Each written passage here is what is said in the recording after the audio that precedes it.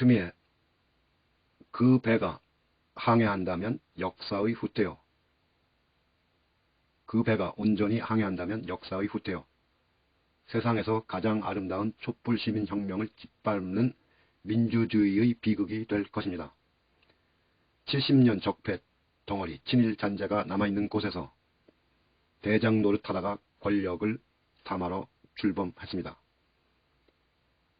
적폐 청산 임무를 부여받은 특검팀이었으면서도 이제 보니 말 한 필 문제 삼은 것 말고는 재벌들이 핵심적 부패 비리는 묻어버리고 가족 비리는 패밀리 비즈니스로 퉁치고 검찰 권력을 사유화해 수사를 가로막은 전횡으로 부패 고초를 한 그득 실은 그 배는 반드시 뒤집어질 것입니다. 추미애. 조국의 뗏목 그리고 추미애의 바다. 최근에 나도 언론 운동이 펼쳐지고 있다. 시민이 언론이란 것이다. 무릇 밥줄에 목을 맨 기자가 아닌 지각 있는 시민이라면 조국의 강이란 말은 삼가야 한다. 사람은 생각대로 말하는 것 같지만 때로는 말이 생각을 지배하기도 한다.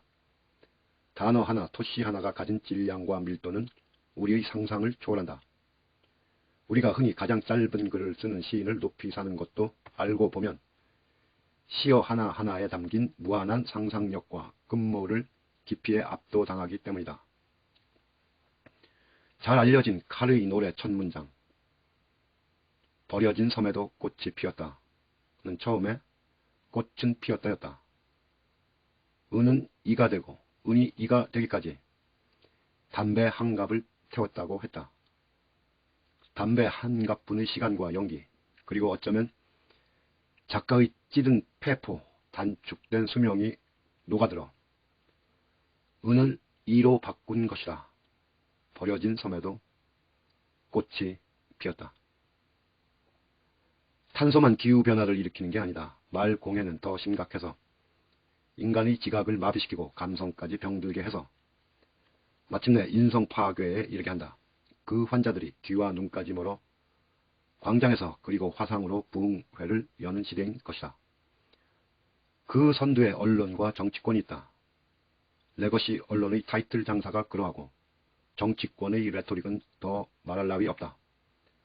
어디서 발언한 조국의 강인지 모르겠으나 강이라고 명명했을 때 무사람들은 강의 깊이와 너비를 재기 시작한다. 그리고 마치 건너지 않으면 안 될 강처럼 인식하게 되는 것이다. 밑도 끝도 없는 조국의 강 논란의 정작 당사자인 조국은 자신은 강을 건너는 뗏목에 불과하다고 응수했다. 그 이전에는 검찰개혁의 불쏘시개를 자임했던 그였다. 그렇다면 그 강은 조국이 아니라 검찰이어야 맞다. 오염된 폐수 검찰의 강을 조국의 뗏목으로 건너야 하는 것이다. 나는 오히려 국민의힘에게 추미애의 바다를 횡단할 수 있겠느냐고 묻고 싶다. 어느 항구에서도 받지 않을 윤석열이라는 특수 폐기물을 실은 국민의힘호가 출범했다. 온갖 추문과 부정부패로 고물이 되어버린 배로 추미애의 바다, 그 높은 파고를 넘을 수 있을지 의문이다. 눈까지 침침한 노선장 김종인이 낚시배 선주 경험도 없는 이준석과 호흡을 맞춰 태평양보다 넓고 마리아나 해구보다 깊은 추미애의 바다를 횡단해야 하는 것이다. 이미 야심만만하게 선택했던 1등 항해사 노재승은 배에서 내렸다.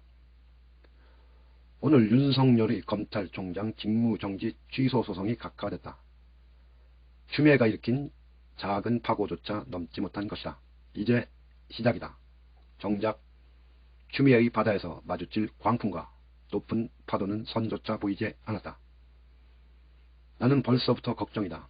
난파한 국민의힘 호에서 흘러나올 시커먼 폐유와 윤석열이라는 폐기물이 쏟아낼 오물을 어떻게 처리해야 할지. 문성훈.